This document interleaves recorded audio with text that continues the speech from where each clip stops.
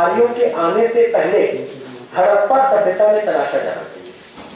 रोमिला थापर का मानना है कि जाति व्यवस्था के कुछ बुनियादी तत्व जैसे कि आनुवंशिक तौर पर विभाजित समूह, यानी कि पेशागत विभाजन आनुवंशिक तौर पर होता था, जो कि विवाह को नियंत्रित करते थे, शुद्धता प्रदूषण का विचार और जजमानी की व्यवस्था के तत्व हड़प्पा संस्कृति में ही मौजूद थे। रोमिला थापर का मानना है कि मोहनजोदड़ो का विशाल स्नानागार, जो ग्रेट बाथ हम लोग पढ़ते हैं बचपन से, जो मोहनजोदड़ो में मिला था, विशाल स्नानागार शुद्धता प्रदूषण से जुड़े किसी कर्मकांड के लिए ही था, ऐसा रोमिला थापर का मानना है। लेकिन यह प्रस्थापना खंडित तथ्यों और प्रमाणों, बिखरे हुए तथ्यों और प्रमाणों के मिलान पर आधारित कल्पना ज्यादा प्रतीत होती है। आर्यों को जाति व्यवस्था और वर्ण व्यवस्था के निर्माण के जुर्म से मुक्त कर दिया जाता है कि आर्य आए थे तब उनने जाति व्यवस्था नहीं थी, तो हड़प्पा संस्कृति में पहले से मौजूद थी और उनसे इंटरेक्शन की वजह से पैदा हुई। और जाति व्यवस्था भारतीय उपमहाद्वीप की एक नैसर्गिक उत्पत्ति बन जाती है। मतलब ओरिजिन ये मान लिया जाता है कि कास्ट सिस्टम का तो ओरिजिनली बेसिकली इंडियन सब कॉन्टिनेंट, भारतीय उपमहाद्वीप में पहले से इसकी जड़ मौजूद थी। आर्य आए वो भी कंटेमिनेट हो गए और जाति व्यवस्था उनके वैदिक सोसाइटी में भी, ब्राह्मणिकल सोसाइटी में प्रवेश करेगी। यानी जाति व्यवस्था में कुछ है, जाति व्यवस्था में कुछ है जो बिल्कुल भारतीय है, यह भारतीय जीवन और विचार पद्धति का प्रमुख गुण बन जाती है। ऐसे विचार पहले भी पेश किए गए। निश्चित तौर पर रोमिला थापर का विचार जाति व्यवस्था का भारतीयतावादी अतिमूलकरण करना नहीं है, लेकिन उनकी थीसिस वस्तुगत तौर पर इन नतीजों का समर्थन करती है। और सबसे अहम बात यह है कि इसके प्रमाण नहीं मौजूद है, उल्टे इसके विपरीत प्रमाण मिल जाते हैं। अगर प्राचीन भारत के इतिहास में वर्ण व्यवस्था के उदय पर निगाह डालें तो हम पाते हैं कि यह अभिन्न रूप से समाज में वर्गों, राज्यों और पितृसत्ता के उदय से जुड़ा हुआ है। इस इतिहास की एक सुसंगत समझदारी इसलिए जरूरी है क्योंकि इसके बगैर जाति और जाति व्यवस्था से जुड़ी मानसिकता की ऐतिहासिकता को नहीं समझा जा सकता है। और हमारे लिए भी जातिगत मानसिकता और जाति व्यवस्था भारतीय जनता की नैसर्गिक विशेषता बन गई। प्राचीन भारतीय इतिहास की द्वंद्वात्मक और ऐतिहासिक भौतिकवादी व्याख्या की शुरुआत दामोदर धर्मानंद कोसंबी के साथ मानी जा सकती है। कोसंबी के अनुसार ऋग्वैदिक काल के अंत में वर्ण व्यवस्था के उद्गम के प्रमाण मिलते हैं, लेकिन जातियों की व्यवस्था की शुरुआत इसके साथ ही नहीं होती है।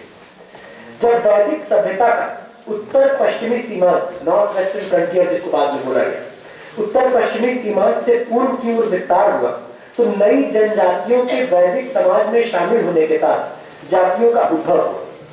इस पर हम आगे विस्तार से अपनी बात रखेंगे। मार्टिन क्लास, एक हिस्टोरियन है, मार्टिन क्लास ने जातियों की व्यवस्था के उदय का अध्ययन किया। क्लास इस नतीजे पर पहुंचे कि जातियों की व्यवस्था का उद्भव प्रागैतिहासिक काल, प्री हिस्टोरिक पीरियड में ही हो जाता है, जब कृषि की शुरुआत, यानी कि न्यूलिथिक और चाकोलिथिक पीरियड। कृषि योग्य भूमि तक पहुंच रखने वाले कबीले, जो जिनके पास एक्सेस था कृषि योग्य जमीन पर, कृषि योग्य भूमि तक पहुंच रखने वाले कबीले ऊंची जातियों में तब्दील हो गए, जबकि अन्य क्षेत्रों से इन इलाकों यानी कृषि योग्य इलाकों में आने वाली जनजातियां निम्न जातियों में तब्दील हुई। इन जातियों ने स्वैच्छिक रूप से उन जातियों के समक्ष एक अधीनस्थ स्थिति को स्वीकार कर लिया जो कि पहले से कृषि योग्य क्षेत्र तक पहुंच रखती थी और कृषि में लगी हुई थी। लेकिन इस सिद्धांत के पक्ष में ऐतिहासिक प्रमाण मौजूद नहीं है। इस सिद्धांत के पीछे जो धारणा काम कर रही है वो ये है कि अधिशेष सरप्लस के उत्पादन की शुरुआत के साथ जाति व्यवस्था की शुरुआत हुई, यानी कि कृषि की शुरुआत के साथ। लेकिन अधिशेष उत्पादन अपने आप में जाति व्यवस्था को जन्म नहीं दे सकता जब तक कि ब्राह्मणवादी विचारधारा की मौजूदगी न हो। यह ब्राह्मणवादी विचारधारा वर्ग विभाजन को वर्णों की व्यवस्था के रूप में संस्थापित करने का विचारधारात्मक उपकरण है। यही कारण है कि उत्तर पूर्व में जाति व्यवस्था की शुरुआत अधिशेष उत्पादन की मंजिल आने और वर्गों में के अस्तित्व में आने के काफी बाद में शुरू हुई। यानी कि इस पे नयन जो स्लाइडी का एक अध्ययन है जो असम में किस तरीके से कास्ट पहुंचता है इसके बारे में बात करता है कि कास्ट वहां बहुत देर में पहुंचा, हालांकि सरप्लस प्रोडक्शन बहुत पहले शुरू हो चुका था। लेकिन कास्ट सिस्टम वहां देर में रुकता, क्योंकि यहाँ पे फिर जाति व्यवस्था के हम पर्टिकुलरिटी को नहीं समझ रहे हैं। क्योंकि अगर सरप्लस अनिवार्य रूप से जाति व्यवस्था को जन्म देता है तो पूरी दुनिया में होनी चाहिए जाति व्यवस्था। कुछ पर्टिकुलर है जाति व्यवस्था के साथ, उससे हम आगे रहेंगे कि वो पर्टिकुलरिटी क्या है।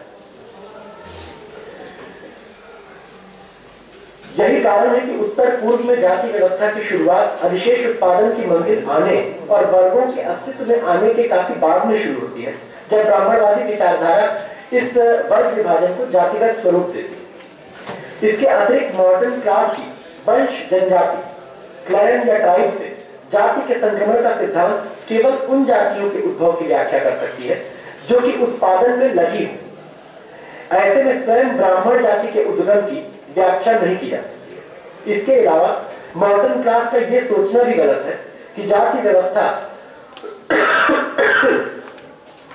पूरे भारतीय उपमहाद्वीप में लगभग एक साथ अस्तित्व में आई। वो कहते हैं कि पूरे इंडियन सब कॉन्टिनेंट में एकदम साइमल्टेनियसली एक साथ जाति व्यवस्था पैदा हुई। ऐतिहासिक प्रमाण स्पष्ट रूप में दिखाते हैं कि जाति व्यवस्था दक्षिणी और पूर्वी भारत में बाद में फैली और उसने उत्तर और उत्तर पश्चिमी भारत की जाति व्यवस्था से काफी भिन्न रूप अख्तियार किया। इसके अलावा जाति के उद्भव का एक द्रविड़ मूल का सिद्धांत भी है, जिसके अनुसार द्रविड़ीय सभ्यता में कुछ ऐसे तत्व थे जिन्होंने जाति व्यवस्था को जन्म दिया। इसमें से एक प्राचीन दक्षिण भारतीय संगम साहित्य में तिनाई की अवधारणा से, तिनाई एरिया रीजन को बोलते हैं, तिनाई की अवधारणा पर बल देता है। इसमें तिनाई एक क्षेत्र के लिए इस्तेमाल किया गया शब्द है। 5 किस्म की तिनाइयों की बात की गई है, जिसमें कि अलग अलग समुदाय रहते हैं। इन तिनाइयों में मौजूद सामाजिक आर्थिक स्थिति एकदम भिन्न प्रकार की। कहीं पर कृषि समाज अस्तित्व में आने लगा था, तो कहीं अभी भी चरवाहे पास्टोरल समाज के तत्व मौजूद थे। जो तटीय क्षेत्र का तिनाई क्षेत्र था, वहां पर मछली का शिकार करना यानी कि सी बेस्ड इकोनॉमी अर्थव्यवस्था का प्रमुख आधार। जब इनका सम्मेलन फ्यूजन शुरू हुआ तो उन्नत उत्पादन संबंधों वाले तिनाई के लोग उन्नत जातियों का निर्माण करने लगे। ऐसा द्रविड़ मूल का सिद्धांत कहता है जाति के उद्भव का।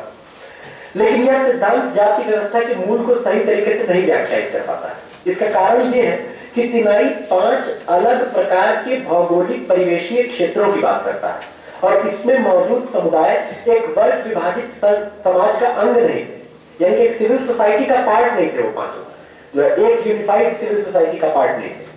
जाति व्यवस्था जिस समाज की चारित्रिक अभिलाक्षणिकता होती है, वह वास्तव में एक एकीकृत और निश्चित संपत्ति संबंध वाला समाज होता है कि 5 अलग अलग सोसाइटी कन्वर्ज की तो उसमें से कुछ सोसाइटी हायर कास्ट बन गई, कुछ सोसाइटी के लोग लोअर कास्ट बन गए। ऐसा नहीं हो सकता। ये एग्रीगेटिव मतलब ये कि जुड़ के अलग अलग जनजातियों और अलग अलग क्षेत्र के लोग जुड़े तो कोई ब्राह्मण बन गया, कोई दलित बन गया, कोई पिछड़ी जाति बन गया, ऐसा नहीं होता।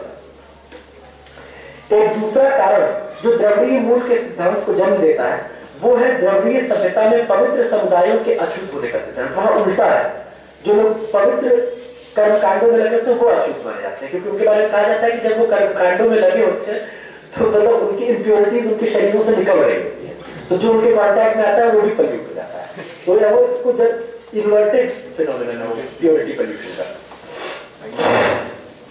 इस सिद्धांत के अनुसार पवित्र व्यक्ति वास्तव में तमाम अशुद्धताओं का वाहक कैरियर होता है और उसके भीतर मौजूद ये खतरनाक अशुद्धताएं संक्रामक होती है।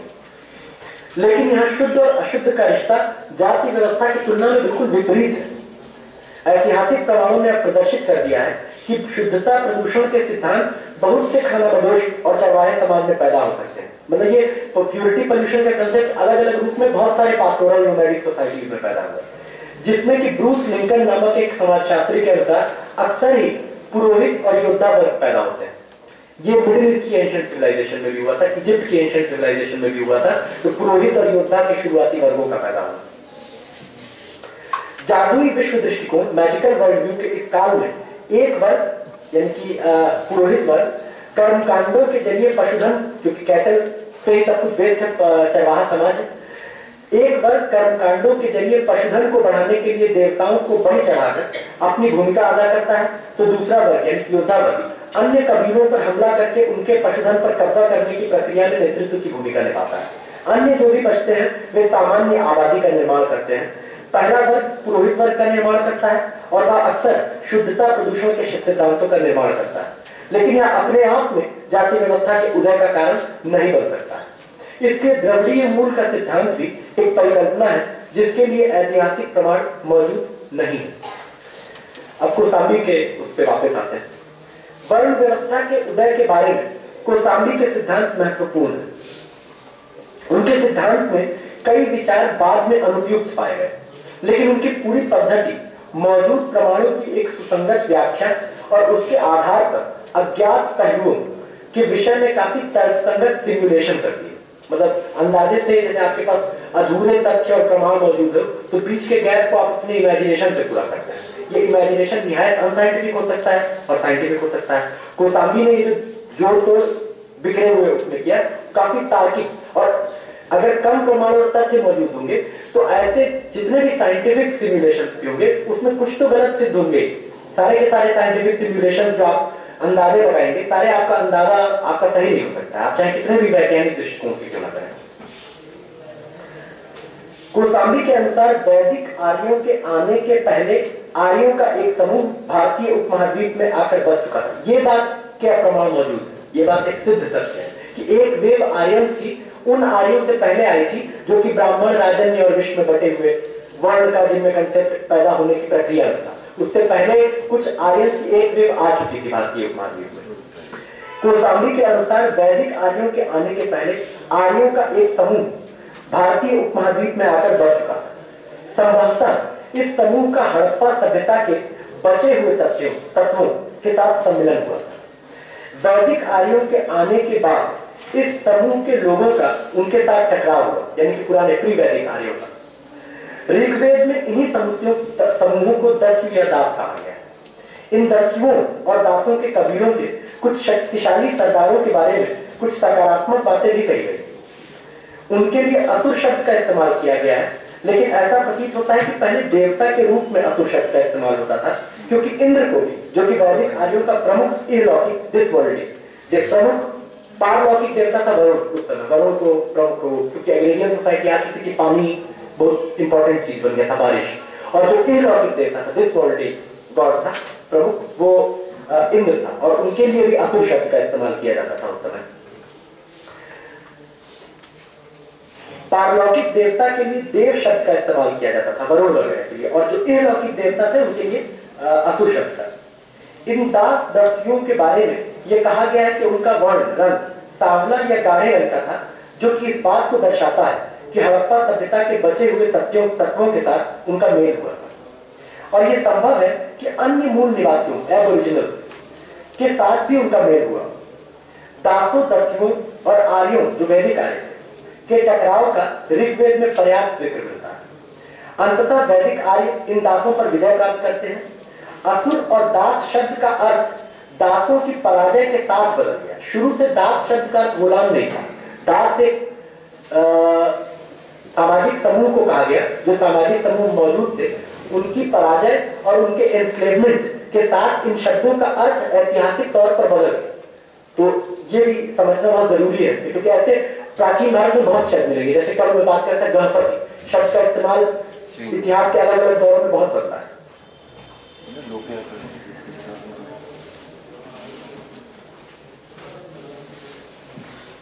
चूंकि असुर शब्द का प्रयोग मुख्य रूप से दासों के सरदारों के लिए किया जाता था, इसलिए बाद में आर्यों के सरदारों और देवताओं के लिए सुर शब्द का प्रयोग किया जाने लगा। सुर बाद में आता है काफी। जिस समय असुर की बात की गई है उस समय सुर नाम का कोई शब्द है ही नहीं उसके कंटेम्परेरी, मतलब उसके समकालीन। जब दासों दस्युओं को पूर्णतः वैदिक आर्यों ने अधीन कर दिया तो दास शब्द का आधुनिक अर्थ यानी गुलाम पैदा हुआ। यह अधीनस्थ किए गए दस्यु दास ही शूद्र जाति में तब्दील हुए। डीडी कौशाम्बी के अनुसार शूद्रों के अस्तित्व में आने के साथ और वैदिक सभ्यता के गंगा के मैदानों में पहुंचने के साथ नए उत्पादन संबंध पैदा हुए। कृषि के विस्तार और लोहे के प्रयोग के साथ अधिशेष के पैदा होने की मंजिल है। ये 8th सेंचुरी बीसी के हम लोग बात करें, 8th 7th सेंचुरी बीसी, 8वीं ईसा से 800 से 700 वर्ष पूर्व। आयरन के पहले प्रमाण आर.एस. शर्मा के अनुसार 7th सेंचुरी बीसी में मिलते हैं, 700 कुछ में, सॉरी 600 कुछ में, लेकिन बाद में थोड़ा इसको पीछे खिसका ये टाइम लाइन, वो 8th सेंचुरी बीसी तक गया है। इस मंजिल के आने के दौरान ही नए कबीले वैदिक आर्यों के समाज में सम्मिलित हो गए थे। कोसांबी के अनुसार सजातीय विवाह के सिद्धांत पर आधारित जातियों का उदय। रोमिला थापर इसी को थोड़े भिन्न अर्थों में कहते हैं। उनके अनुसार विजित कबीले निचली जातियों में तब्दील हुए, जबकि विजेता कबीले उच्च जातियों। कोसांबी के अनुसार प्रारंभिक वैदिक काल के अंत के करीब हमें ऋग्वेद के 10वें मंडल के पुरुष सूक्त में जिस 4 वर्णों की व्यवस्था का जिक्र मिलता है, वास्तव में वह वर्ग विभाजन को ही दिखा रहा। उनके अनुसार उत्पादन की आदिम मंदिर में वर्ण व्यवस्था वर्ग विभाजन का ही लक्षण थी, और इस मंदिर में हम जिसे वर्ण कह रहे हैं वह वास्तव में वर्ग है, जिसको उन्होंने कहा कि क्लास वर्ण जो है वो आदिम उत्पादन की मंदिर में वर्ग। कोसांबी ने कि इस बात के लिए कई ऐतिहासिक प्रमाण मौजूद हैं। मिसाल के तौर पर पुरुष सूक्त में 4 वर्णों की इस व्यवस्था का जो वर्णन दिया गया है, उसमें अभी सजातीय विवाह आनुवांशिक श्रम विभाजन की कोई बात नहीं, बल्कि इसके प्रमाण मिलते हैं कि सजातीय विवाह नहीं था एंडोगेमी, उस समय बहुत ज्यादा क्रॉस मतलब और इन 4 में सिर्फ शूद्रों से भी हो रहा था मामला। उसी के लिए वर्ण संकर शब्द का जन्म की बात अभी आगे आएगी। यानी कि जिन मूल चारित्रिक विशेषताओं के आधार पर हम आज जाति व्यवस्था की पहचान करते हैं, उनमें से एक भी अभी मौजूद नहीं थी। रामशरण शर्मा, आर एस शर्मा भी इस बात की पुष्टि की। कोसांबी ने दास श्रम के पैदा होने को भी वैदिक समाज के उत्तरार्ध में वर्ग विभाजन के पैदा होने का एक स्रोत माना। निश्चित तौर पर भारतीय उपमहाद्वीप में दास श्रम उस पैमाने पर उत्पादक गतिविधियों में कभी इस्तेमाल नहीं हुआ जिस पैमाने पर वह प्राचीन यूनान या रोमन सभ्यता में इस्तेमाल हुआ। लेकिन कोसांबी इस संदर्भ में यह तर्क देते हैं, और जो कि सही प्रतीत होता है, कि एक आदिम कबीलाई या खानाबदोश चरवाहे समाज में दास श्रम के पैदा होने का अपने आप में महत्व है, और इस बात से कोई फर्क नहीं पड़ता कि उसका उत्पादक गतिविधि में कितना इस्तेमाल होता है। मूल बात यह है कि किसी भी पैमाने पर दास श्रम का उपयोग सामुदायिक संबंधों के विघटन का एक लक्षण है। ऋग्वैदिक काल के उत्तरार्ध में और मुख्य रूप से उत्तर वैदिक काल में शूद्रों के वर्ण का पैदा होना, उनका दासों के रूप में प्रयोग होना, ब्राह्मणों और क्षत्रियों, जो जिनको समय राजन्यों कहा जाता था, ब्राह्मणों और क्षत्रियों का मिलकर एक हद तक वैश्यों और पूर्ण रूप में शूद्रों का दमन और शोषण वर्ग समाज के जन्म की निशानी थी। लेकिन इस बात के लिए भी हमें पर्याप्त तर्क रखने होंगे कि उत्पादन की इस आदिम मंदिर में वर्ण और वर्ग के बीच में मुख्य और मूल रूप में एक अतिच्छादन मौजूद था। ये पॉइंट थोड़ा सा मैं इलाबोरेट करना चाहूंगा। जैसे बहुत लोग कहते हैं कि स्लेव मोड ऑफ प्रोडक्शन की मंदिर नहीं आती, ये सिर्फ स्लेव मोड ऑफ प्रोडक्शन के बारे में नहीं बल्कि फ्यूडल मोड ऑफ प्रोडक्शन के बारे में है कि सामंती उत्पादन संबंध के बारे में भी एक डिबेट चली, फ्यूडलिज्म डिबेट के नाम से उसको जाना गया आर एस शर्मा और हरवंश मुखिया के बीच में। बाद में उसमें बहुत सारे इतिहासकारों ने शिरकत की, जिसमें मूल बात यह थी कि सामंतवाद भारत में आया ही नहीं, क्योंकि उसके तुलना का पैमाना यूरोपीय सामंतवाद को बना दिया गया। यही एनडीआर की थीसिस के साथ भी प्रॉब्लम है कि पूंजीवाद भारत में आया नहीं, क्योंकि उसके लिए यूरोपीय अमेरिकी पूंजीवाद को पैमाना बना दिया गया। उसी तरह दास व्यवस्था भारत में आई ही नहीं, क्योंकि वो रोमन और ग्रीको रोमन स्लेवरी जैसा नहीं। तो ये मुझे लगता है कि सादृश्य निरूपणों से नहीं चलना चाहिए। डीवी कोसांबी ने इसी तरफ ध्यान खींचा है कि मूल बात ये नहीं कि दासों का उत्पादक श्रम में कितने हद तक इस्तेमाल हुआ। वैसे तो ग्रीक स्लेवरी में भी बहुत फर्क है और रोमन स्लेवरी, हिलोट्री और एथेनियन स्लेवरी में फर्क है। जो स्पार्टन फॉर्म था स्लेवरी का और जो एथेनियन फॉर्म था, दोनों बहुत फर्क है। रोमन फॉर्म और ग्रीक फॉर्म में बहुत फर्क है।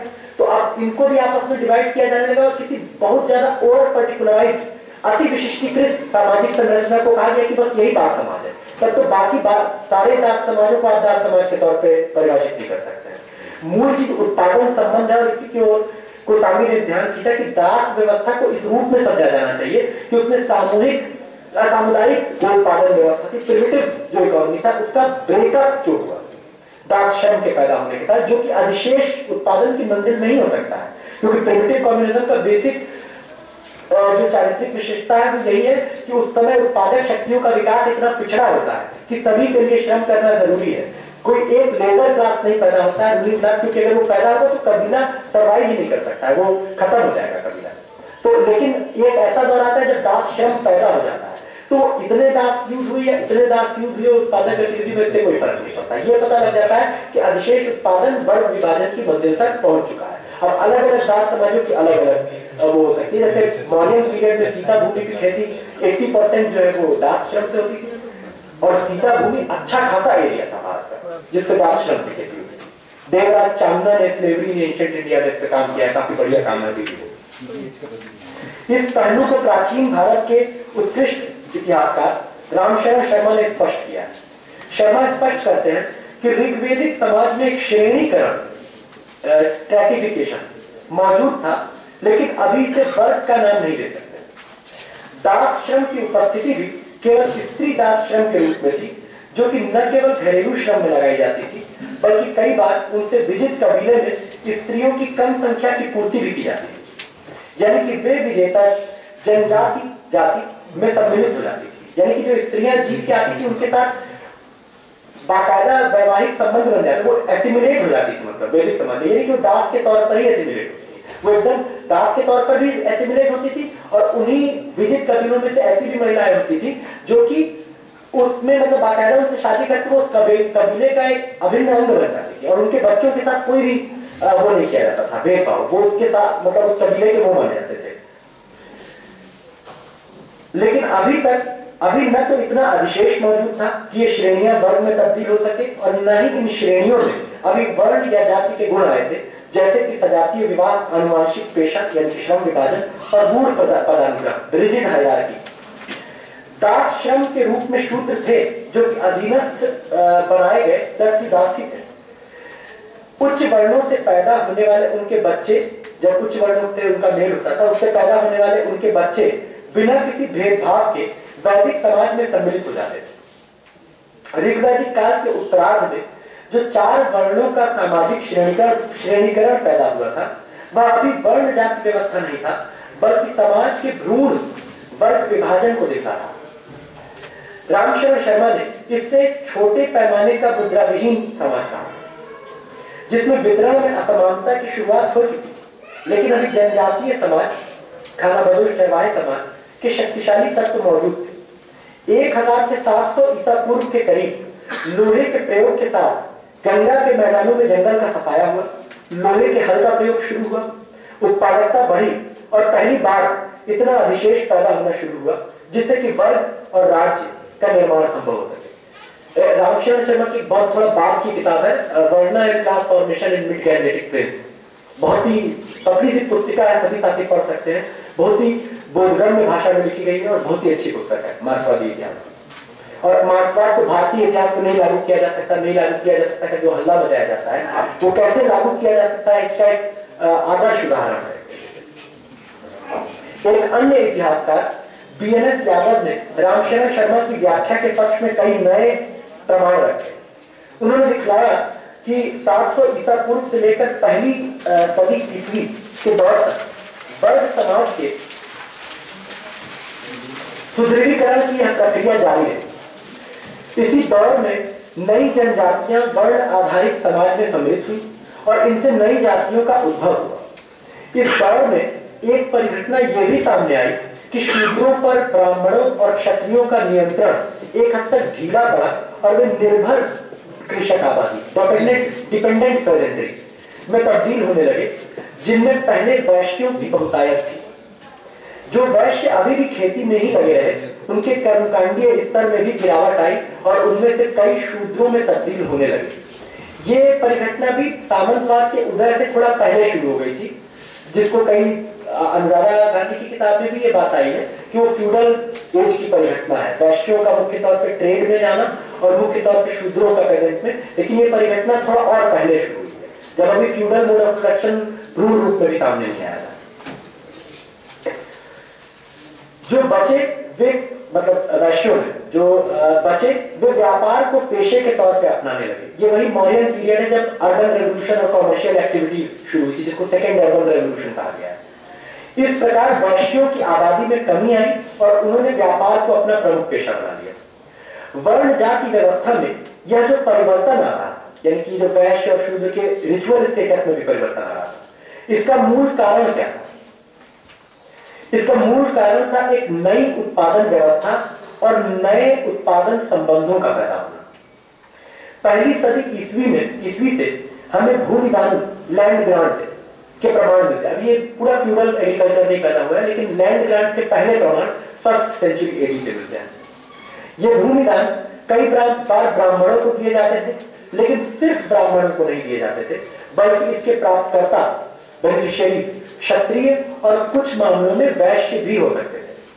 क्षत्रिय और ब्राह्मणों का गठजोड़ मुख्य रूप से राज्य सत्ता में काबिज था, जिसको आप मौर्य स्टेट का कैरेक्टर बोल सकते हैं। इस तरीके से मौर्य काल की राज्य सत्ता में इस तथ्य को स्पष्ट रूप से देखा जा सकता है। ब्राह्मणों का कार्य मुख्य रूप से अभी तक पुरोहितों का ही था, लेकिन सामंतवाद के भ्रूण रूप में जन्म लेने के साथ और ब्राह्मणों को भूमिदान मिलने के साथ उनके चरित्र में परिवर्तन आया। वे भूस्वामियों के रूप में उभरे।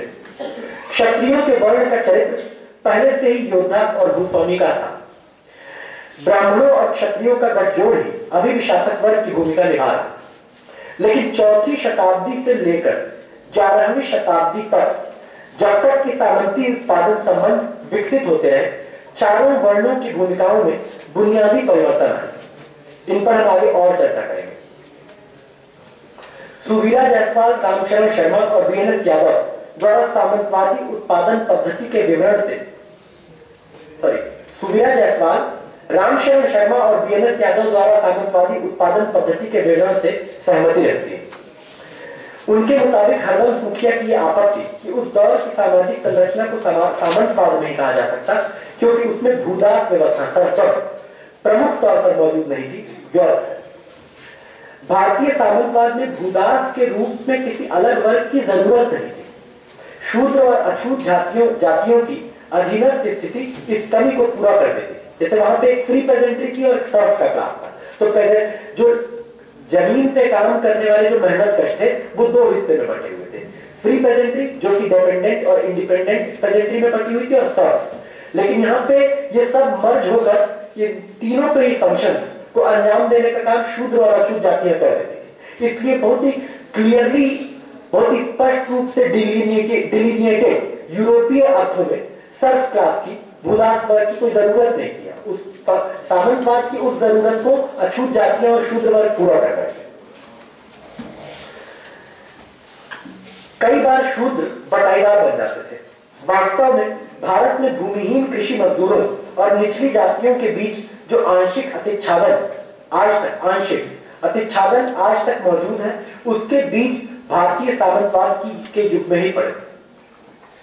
जायसवाल के अनुसार जाति व्यवस्था के वर्ग कार्य, क्लास फंक्शन को नजरअंदाज करना, इसके राजनीतिक और आर्थिक पहलू को नजरअंदाज करना होगा।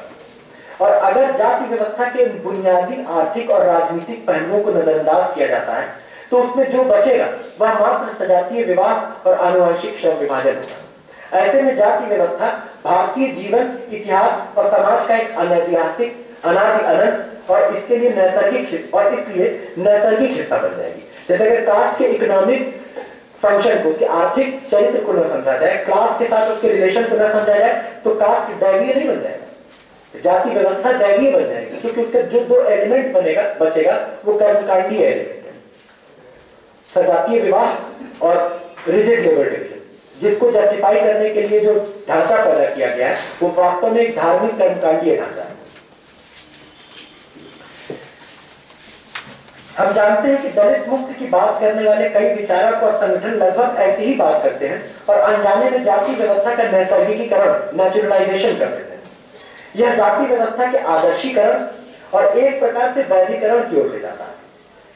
सुवीरा जायसवाल के अनुसार हमें उपनिवेशवाद से पहले के भारतीय समाज के संदर्भ में ऐसे ढेरों प्रमाण मिलेंगे जो दिखलाते हैं कि जहां कहीं भी जाति व्यवस्था का वर्ग विभाजन के साथ एक संगति का रिश्ता था, करेस्पॉन्डेंस का रिश्ता था, वहां जाति का पदानुक्रम सुदृढ़ीकृत और रूढ़ हुआ।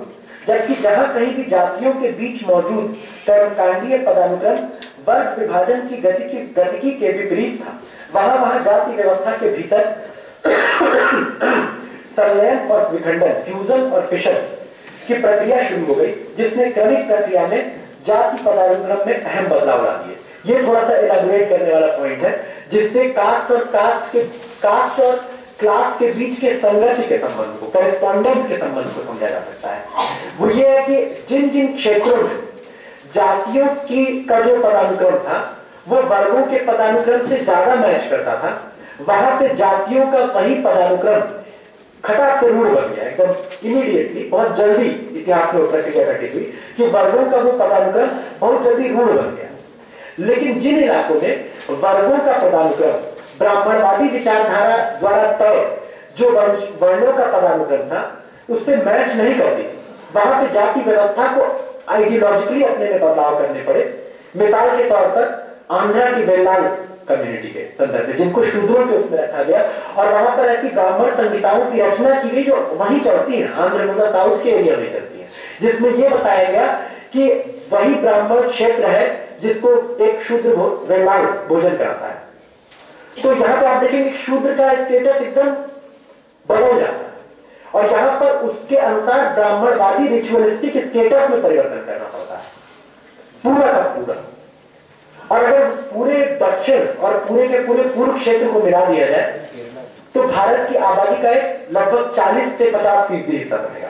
तो 40 से 50% हिस्सा समूचा दक्षिण और बिहार से ईस्टवर्ड सब कुछ, उस पूरे ढांचे में ब्राह्मणवादी विचारधारा को अपने कर्मकांडीय जो पदानुक्रम का सिद्धांत था उसमें महत्वपूर्ण बदलाव करने पड़े ताकि उस क्षेत्र के विशिष्ट वर्ग विभाजन को वो जस्टिफाई करने का मैकेनिज्म बन सके।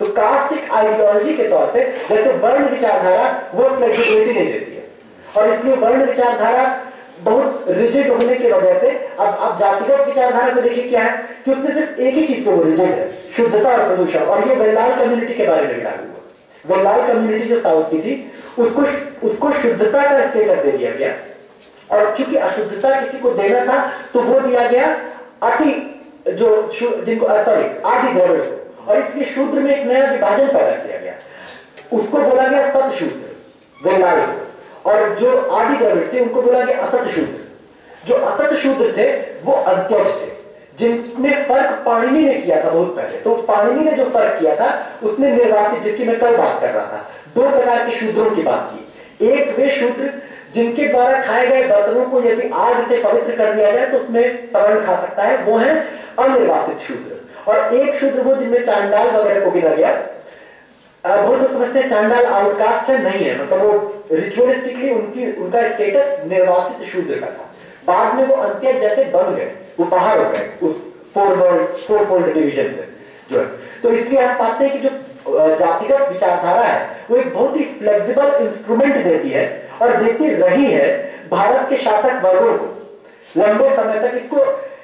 इस पे प्राणांतक चोट, प्राणांतक तो नहीं कहेंगे लेकिन सबसे गंभीर चोट एक तरीके से ये कैपिटलिज्म ने किया है। इसके दो बेसिक एलिमेंट्स को तबाह कर दिया, जो रिजिड लेबर डिवीजन वाला एलिमेंट और रिजिड हायरार्की वाला एलिमेंट।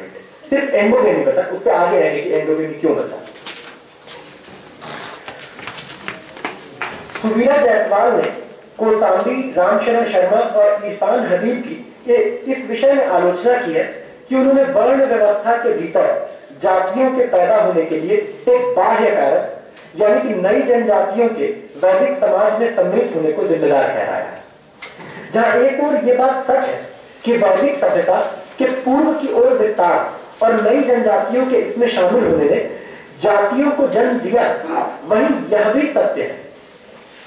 भी सत्य है कि अगर वर्ण व्यवस्था वाले समाज में पहले से जातिगत विभेद यानी कि आनुवंशिक श्रम विभाजन और सजातीय विवाह के तत्वों पर आधारित वर्ण विभाजन के तत्व मौजूद नहीं होते तो जनजातियों के शामिल होने से नई जातियां पैदा नहीं होती। वो पहले से ही चार जो वर्ण थे उन्हीं में ऑर्गेनिकली कोऑप्ट हो जाती, फिर नई जातियों का नाम पैदा ही नहीं होता। वो उन्हीं चार वर्णों का वसन नाम जानते कि ब्राह्मण, क्षत्रिय, वैश्य, शूद्र। लेकिन ये नई जातियां नए जातियों के तौर पे अलग से एग्रीगेट होती गई वर्ण व्यवस्था में। इसका कारण यह था कि वर्ण व्यवस्था में पहले से सजातीय विवाह और रूढ़ श्रम विभाजन के तत्व पैदा हो चुके थे।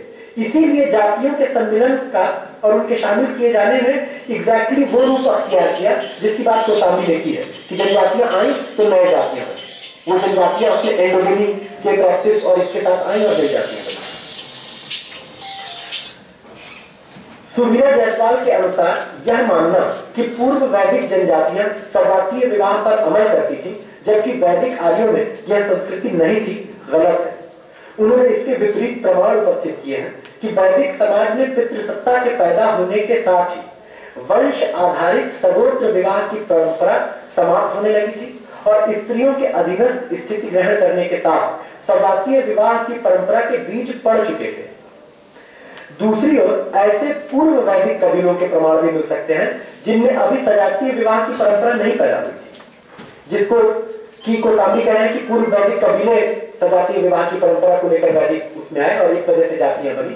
तो सुवीरा जायसवाल बता रही कि वैदिक समाज में ही सजातीय विवाह की परंपरा के बीज मिल सकते हैं और ऐसे कई पूर्व वैदिक कबीले मिल सकते हैं जिसमें अभी सजातीय विवाह की परंपरा ने जड़ नहीं जमाई थी। इसलिए यह नहीं कहा जा सकता कि जनजातियों के वैदिक समाज में शामिल होने के साथ सजातीय विवाह पर आधारित जातियों का जन्म हुआ।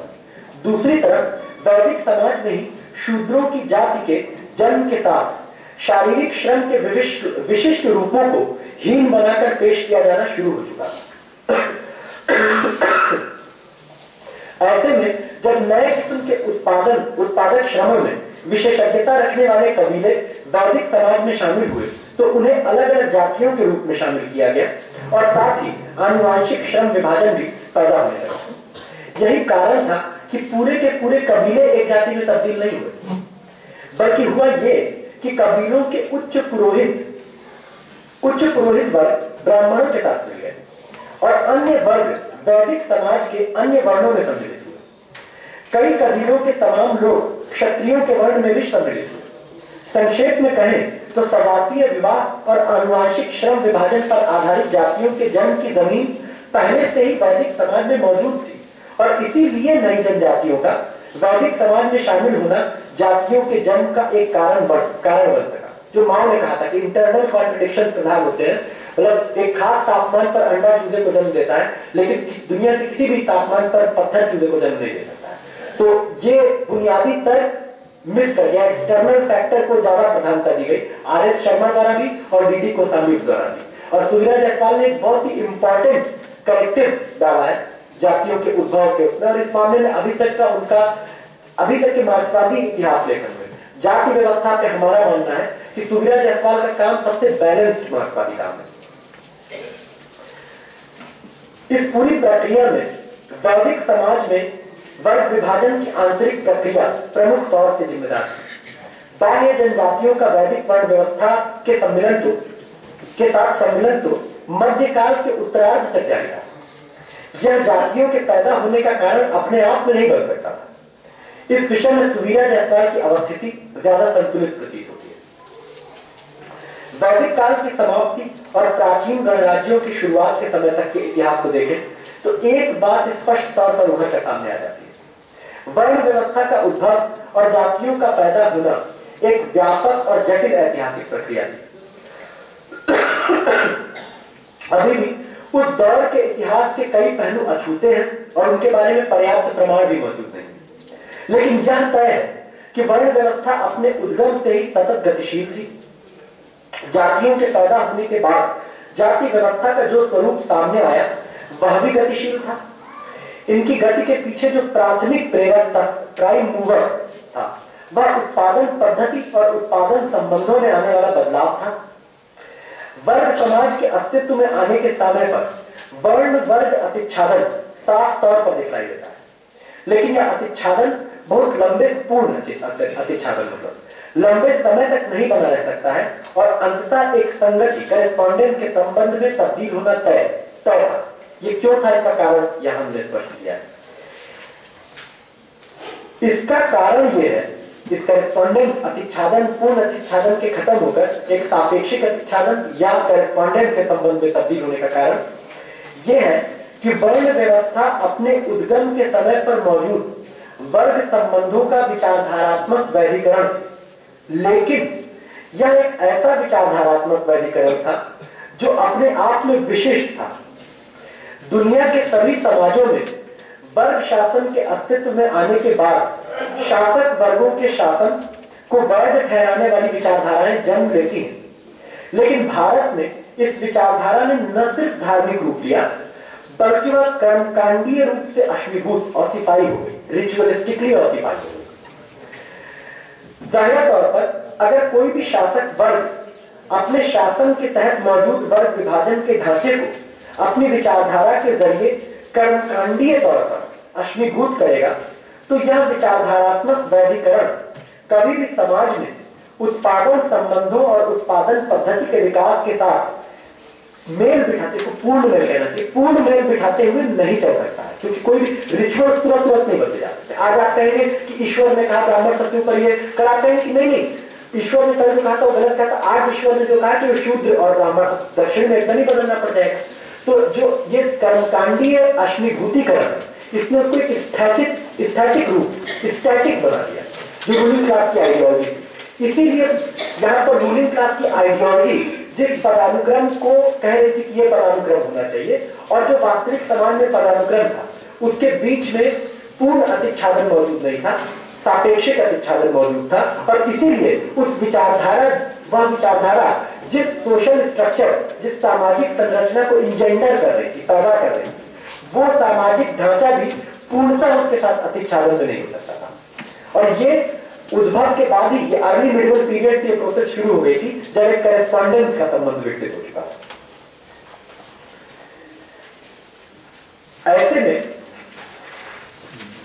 वर्ग विभाजन के पुराने विचारधारात्मक वैधीकरण या विचारधारात्मक रूप से अश्मीभूत रूप और नए वर्ग विभाजन के बीच एक अंतर पैदा हो।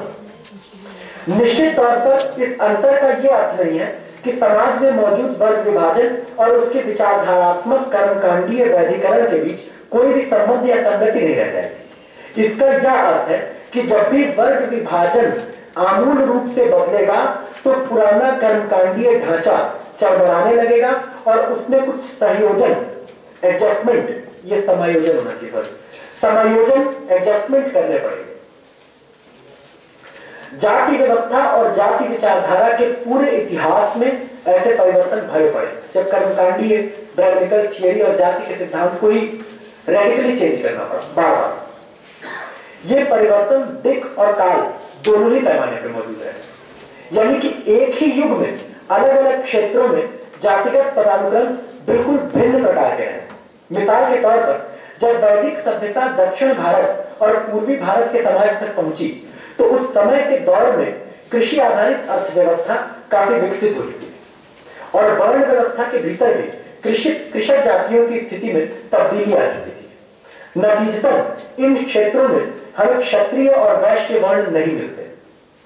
इनके बारे में हम आगे चर्चा करेंगे, लेकिन अभी इतना बताना पर्याप्त है कि जाति व्यवस्था के भीतर आपको दिक और काल दोनों ही पैमाने पर आमूलगामी परिवर्तन और वैविध्य मिलेंगे। बस एक चीज है जो वर्ण जाति व्यवस्था में बरकरार रहती है, वह है किसी भी क्षेत्र में वर्ग संरचना के आधार पर जो कर्मकांडीय जाति विभाजन होता है, उसका आधार शुद्धता प्रदूषण के सिद्धांत पर आधारित ब्राह्मणवादी विचारधारा होती है। लेकिन इसके नतीजे के तौर पर जो जातिगत पदानुक्रम पैदा होता है, वह हर क्षेत्र में मौजूद उत्पादन संबंधों और उत्पादन व्यवस्था के आधार पर अलग अलग होते हैं। अब अगर हम पूरी वर्ण जाति व्यवस्था और अलग अलग वर्ण जातियों की स्थिति में उत्पादन संबंधों में आए बदलाव के साथ चलने वाले परिवर्तनों पर निगाह डालें, तो ये बात और स्पष्ट हो जाती है। यहाँ मैं एक स्पष्टीकरण जोड़ते हुए चलना चाहूंगा कि यहाँ पर एक बात स्पष्ट है कि औपनिवेशिक दौर के पहले तक अलग अलग क्षेत्रों की जातियों का पदानुक्रम भिन्न भिन्न था, लेकिन जब अलग अलग क्षेत्रों को आप उनकी शर्तों पर अध्ययन करते हैं, तो आप पाते हैं कि कुल मिला के जो वर्गों का पदानुक्रम था और कुल मिला के जो जातियों का पदानुक्रम था, उनमें कमोबेश अतिच्छादन था। इसका मतलब ये नहीं कि एक एक जाति और एक एक वर्ग में अतिच्छादन था कि फलाना जात सरहारा थी, फलाना जात ये, ऐसा तो था ही नहीं। लेकिन हाँ, कुल जब वर्णक्रम की बात करेंगे, पदानुक्रम की बात करेंगे कि जातियों का पदानुक्रम और क्लास का वर्गों का पदानुक्रम, तो बहुत ही क्लोज करेस्पॉन्डेंस था, मतलब बहुत ही करीबी संगति थी, जिसको हम सापेक्ष अतिच्छादन कह सकते हैं। लेकिन ये अलग अलग क्षेत्रों का जब हम उनकी शर्तों पर अध्ययन करते हैं, तब अगर पूरे भारत में इसलिए कोई होमोजीनियस कास्ट सिस्टम की बात नहीं की जा सकती और इसीलिए करेस्पॉन्डेंस को तलाश सकते हैं। अतिच्छादन अलग अलग क्षेत्रों में वर्णक्रमों में ज्यादा क्लियर कट तौर पर नजर आता है, और अगर पूरे नेशनल लेवल पे देखें, अगर भारतीय पैमाने पे उसको देखें तो करेस्पॉन्डेंस का एलिमेंट ज्यादा प्रधान नजर आता है। अगला शीर्षक है उत्पादन व्यवस्था और उत्पादन संबंधों में परिवर्तन के साथ अलग अलग वर्णों जातियों की स्थिति में परिवर्तन। ये पूरी प्रोसेस अर्ली मिडिवल पीरियड से शुरू होती है, जो ये परिवर्तन होते हैं वर्णों जातियों की स्थिति। सुवीरा जायसवाल ने ब्राह्मण वर्ण जाति की जाति व्यवस्था में स्थिति में आने वाले परिवर्तनों की ओर ध्यान खींचा है। इन परिवर्तनों के पीछे भी मुख्य कारणों के तौर पर उत्पादन संबंधों और वर्ग संरचना में आने वाले बदलावों को स्पष्ट रूप में देखा जा सकता है। रोमिला थापर ने दिखलाया है कि एक चरवाहे खानाबदोश समाज में ब्राह्मणों की आमदनी का मुख्य स्रोत उपहारों के रूप में था।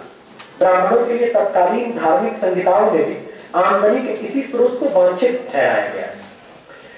लेकिन कृषि में संक्रमण के साथ वस्तुओं के उपहारों की जगह भूमिदान मिले।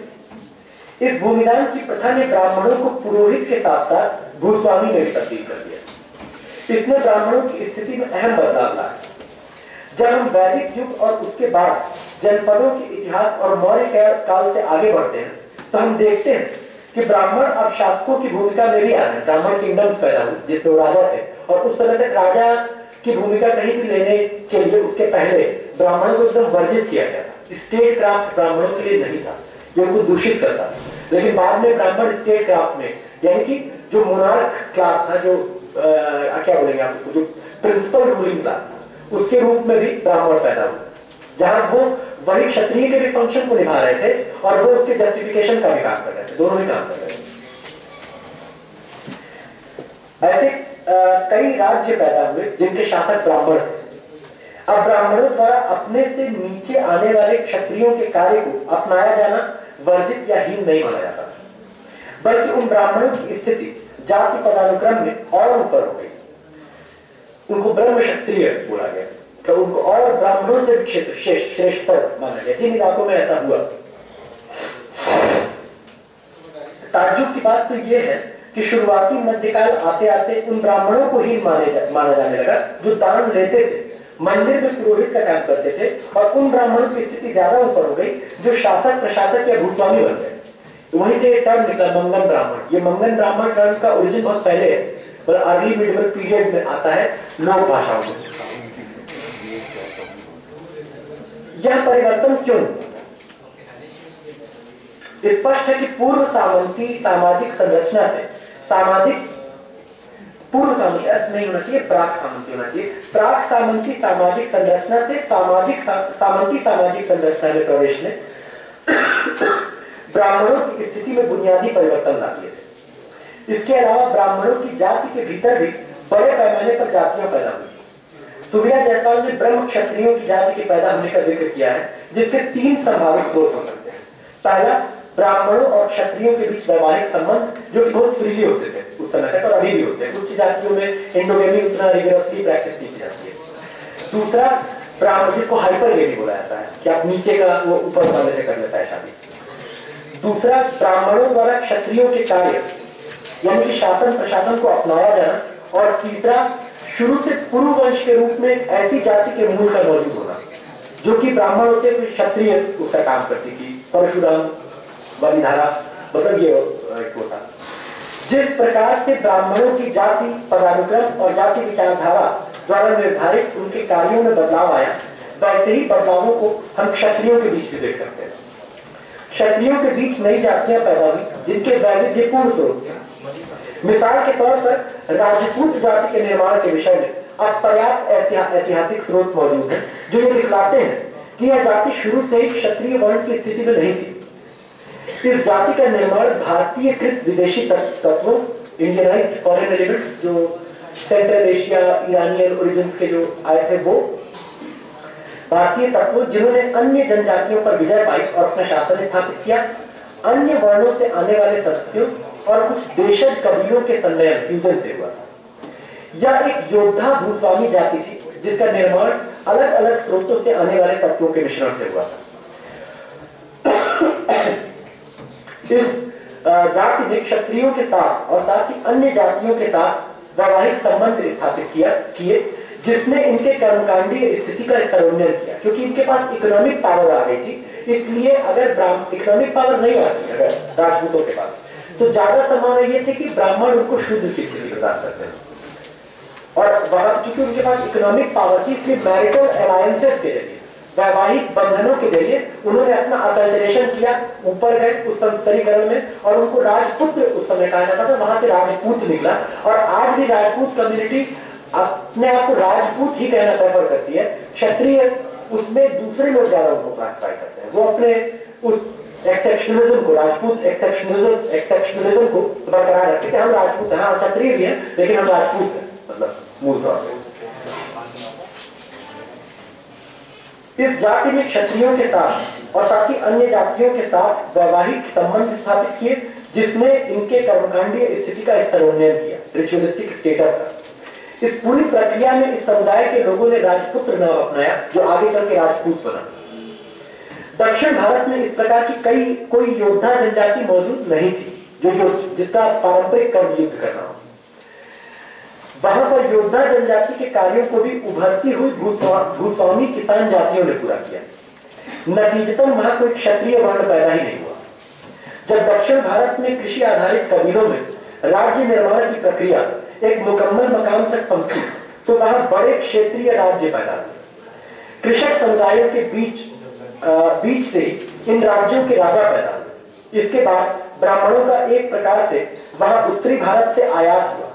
ये ब्राह्मण तत्व उन कबीलों में मौजूद पुरोहित तत्वों से भी सम्मिलित हुए और उन्होंने दक्षिण भारत की ब्राह्मण जातियों का निर्माण किया। इन ब्राह्मणों ने शासक कृषक जातियों को शूद्र के रूप में वर्ण व्यवस्था में शामिल किया, लेकिन यहाँ शूद्रों की स्थिति वह नहीं थी जो कि उत्तर भारत और उत्तर पश्चिमी भारत में थी। इन्हें उस समय शूद्रों के वर्ण में जातियों के रूप में इसलिए शामिल किया गया क्योंकि जाति व्यवस्था के उदय के केंद्रीय क्षेत्रों, यानी उत्तर और उत्तर पश्चिम केंद्रीय क्षेत्रों में अब तक शूद्र प्रमुख कृषक जाति हो गए थे। इसलिए जब कृषक जाति जब शूद्र प्रमुख तौर पे बन गए, उसके बाद वैदिक सोसाइटी जहां भी गई, वहां पर अगर पेजेंट जो कम्युनिटी थी वो अगर प्रभुत्वशाली भी थी, तो उसको क्षत्रिय का स्टेटस नहीं मिला, शूद्र का स्टेटस मिला।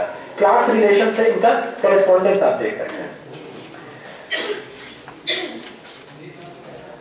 दक्षिण भारत में शूद्रों की स्थिति नहीं, इन्हें उस समय शूद्रों के वर्ण में जातियों के रूप में इसलिए शामिल किया गया क्योंकि जाति व्यवस्था के उदय के केंद्रीय क्षेत्रों में अब तक शूद्र प्रमुख कृषक जाति बन चुके थे। दक्षिण भारत में शूद्रों की स्थिति कहीं बेहतर थी क्योंकि यहाँ पे महज कृषक जाति नहीं थे, बल्कि शासक वर्ग भी थे। इसलिए दक्षिण भारत की एक ऐसी ही जाति गल्लाल को ब्राह्मणों का संरक्षक बताया गया। ब्राह्मणों के पास कर्मकांडीय शक्ति थी, इसलिए उनके कार्य और कोई जाति नहीं कर सकती। लेकिन क्षत्रियों की पारंपरिक शक्ति का चरित्र, यानी युद्ध करना, पारलौकिक नहीं था बल्कि इहलौकिक था। इसलिए परंपरागत तौर पे उनके लिए निर्धारित कार्य कोई और जाति भी कर सकती थी। इसीलिए क्षत्रिय उसमें शामिल होने का कारण बहुत सारे कवियों का, मौर्य कबीला मौर्य, उनका भी स्टेटस क्षत्रिय के पे था और कौटिल्य ने उनको ये स्टेटस एक तरीके से क्वासी स्टेटस प्रदान भी कर दिया था क्षत्रियों का। क्योंकि क्षत्रियों का जो पारंपरिक फंक्शन था उसका चरित्र इलौकिक था, दिस वर्ल्डली था, पारलौकिक नहीं था। ब्राह्मणों का था दैवीय रूप से जस्टिफिकेशन इन्वोक करना, और वो ब्राह्मणों की खातिर, यही ब्राह्मण वर्ण के कॉन्स्टिट्यूशन की बुनियाद थी। इसलिए ब्राह्मणों का फंक्शन, ब्राह्मणों ने और कबीलों के पुरोहितों को आपस में शामिल किया, लेकिन पूरा का पूरा कोई कबीला कहीं पे अलग से ब्राह्मण बन गया हो, इसका ऐतिहासिक प्रमाण थ्रू आउट नहीं मिलता है भारतीय इतिहास में कहीं भी। ब्राह्मणों के पास कर्मकांडीय शक्ति थी, इसलिए उनके कार्य और कोई जाति नहीं कर सकती। लेकिन क्षत्रियों की पारंपरिक शक्ति का चरित्र पारलौकिक नहीं था बल्कि इहलौकिक था। इसलिए परंपरागत तौर पर उनके लिए निर्धारित कार्य और जाति भी कोई और जाति भी कर सकती थी। दक्षिण भारत में यह कार्य गल्लाल जाति ने किया, जिससे दक्षिण भारतीय जाति पदानुक्रम में काफी ऊंचा स्थान हासिल था। यहाँ पर निर्भर, शोषित और दासवत स्थिति में जो लोग थे उन्हें असत शूद्र कहा गया। ब्राह्मणों के लिए ऐसी प्रस्थापना देना आसान था क्योंकि काफी पहले से ही हीन और अहीन शूद्र के बीच में ब्राह्मण संहिताओं में फर्क किया गया था। कुछ शूद्र ऐसे थे जिनके प्रदूषणों को दूर करने का कोई रास्ता नहीं था, जबकि कुछ शूद्र ऐसे थे जिनके प्रदूषण संक्रामक नहीं थे या उनके प्रदूषणों को दूर किया जा सकता था। इसी के आधार पर गणलालों को सतशूद्र कहा गया, जिनकी स्थिति जाति व्यवस्था में काफी ऊपर थी, जबकि आदि द्रविड़ जातियों को असत शूद्र कहा गया, जिनकी स्थिति भूदासों और बेहद दरिद्र दस्तकार जातियों जैसी हो गई, जैसा कि उत्तर और उत्तर पश्चिमी भारत में वैदिक काल में शूद्रों की। पूर्वी भारत में भी ऐसी किसान जातियां पैदा हुई जो कि शासक वर्ग की स्थिति में पहुंच गई। वहां पर भी कोई क्षत्रिय या वैश्य वर्ण अलग से पैदा नहीं हो सका। इसलिए दक्षिण भारत और पूर्वी भारत में हमें दो ही वर्ण मिलते हैं, ब्राह्मण और शूद्र। इन्हीं के भीतर आने वाली सदियों में कई जातियों का जन्म हुआ, कभी नई जनजातियों के शामिल होने से, तो कभी पहले से मौजूद जातियों के विघटन और संलयन की प्रक्रिया से। वैद्यों और कायस्थों की जाति का जन्म इसी प्रकार से बंगाल में हुआ। रामशरण शर्मा ने दिखलाया है कि कृषि का पेशा, जो कि मूल तौर पर वैश्यों का पेशा, वह शूद्रों का प्रमुख पेशा कैसे बन गया। उनके अनुसार भूमि अनुदान की सामंती प्रथा के शुरुआत के साथ नए क्षेत्रों में ब्राह्मणों के जाने के कारण नई जनजातियां वर्ण व्यवस्था में शामिल हुई। ये नई जनजातियां शूद्रों के वर्ण में सम्मिलित हुई और खेती का काम इनका प्रमुख काम बना। लेकिन सुबीरा जायसवाल का कहना है कि सामंती उत्पादन पद्धति के जन्म के साथ खेती से जुड़ा शारीरिक श्रम हीनतर होता गया। इसके साथ ही नई कृषक जातियों को वैश्य जातियों के तौर पर नहीं बल्कि शूद्रों के रूप में वैदिक समाज में सम्मिलित किया गया। इसके अलावा जो वैश्य खेती के पेशे में ही रह गए, क्रमिक प्रक्रिया में वे भी शूद्र बन गए। इसके प्रमाण देते हैं। कई जातियों का जिक्र पहले वैश्यों के तौर पर किया गया था और बाद के ग्रंथों में उसका जिक्र शूद्रों के तौर पर किया जाता है। जो वैश्य खेती से जमा अधिशेष के आधार पर व्यापार में चले गए, उनकी स्थिति वैश्य के रूप में बरकरार रही। इस प्रकार सामंती उत्पादन पद्धति के जन्म और उस दौर में नई जनजातियों के वैदिक समाज में सम्मिलन के साथ वैश्यों और शूद्रों के मूल रूप से निर्धारित जो ब्राह्मणिकल आइडियोलॉजी ने ओरिजिनली जो तय किया था कि शूद्र ये करेंगे, वैश्य ये करेंगे, वो जो कास्ट आइडियोलॉजी उसमें उस निर्धारित कार्यों में फर्क आ गया। इससे पहले वैश्य मुख्य रूप से कृषि के पेशे में थे और शूद्रों का एक हिस्सा भी दरिद्र निर्भर किसानों के तौर पर खेती में ही लगा हुआ।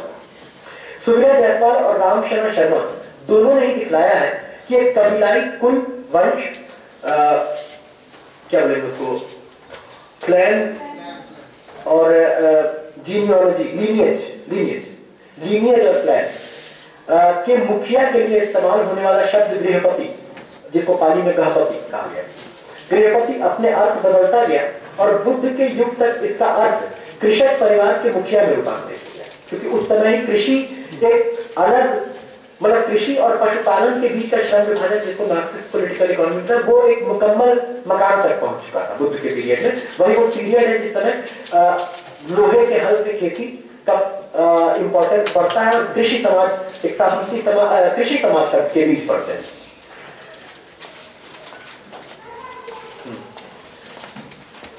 इस शब्द के विकास में ही हमें वैश्यों और शूद्रों के बीच के श्रम विभाजन, खेती और व्यापार के विकास का भी पूरा ब्यौरा मिलता है। सुबीरा जायसवाल ने यह भी दिखलाया है कि किस प्रकार महाराष्ट्र और गुजरात में चारों वर्ण अस्तित्व में आए और नई जनजातियां चारों ही वर्णों में सम्मिलित थी। इसका कारण यह था कि ब्राह्मणवादी समाज, संस्कृति और विचारधारा, यानी वैदिक सिविलाइजेशन जिसको आप बोल सकते हैं, का प्रसार वहां सामंतवाद के उदय से पहले ही हो चुका, यानी कि 500 ईसा पूर्व से लेकर 200 ईस्वी तक। अलग अलग वर्णों जातियों की स्थिति में जो परिवर्तन आए, उन्होंने पूरी जाति पदानुक्रम में भी महत्वपूर्ण परिवर्तन किए। इस बात के पर्याप्त प्रमाण मौजूद हैं कि उत्पादन पद्धति और उत्पादन संबंधों में प्रमाण मौजूद है कि उत्पादन पद्धति और उत्पादन संबंधों में होने वाले बदलाव बार बार वर्ण जाति व्यवस्था पर आंतरिक परिवर्तन के लिए दबाव पैदा करते हैं।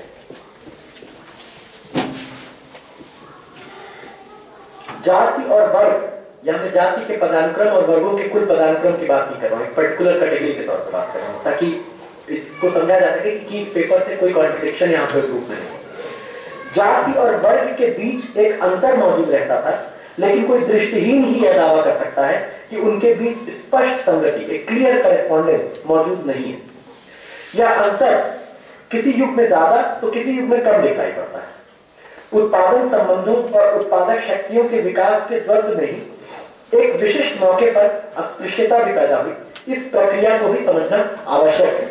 जैसे सारे अंत्य जातियां शुरू से अस्पृश्य नहीं थी, यह भी एक मिसकंसेप्शन है कि सारे अंत्य पहले से ओरिजिनली जो अस्पृश्य थे। अस्पृश्यता का सबसे अच्छा अध्ययन अगर आप करना चाहते हैं तो विवेकानंद झा, जो कि एक समय ICHR के प्रेसिडेंट थे और बहुत ही बढ़िया मार्क्सवादी इतिहासकार माने जाते हैं, उनको वो दर्जा अभी तक नहीं मिल पाया क्योंकि दूसरे बहुत बड़े मार्क्सवादी इतिहासकार का दर्जा, लेकिन उनका अस्पृश्यता में बहुत ही बढ़िया काम है विवेकानंद झा का।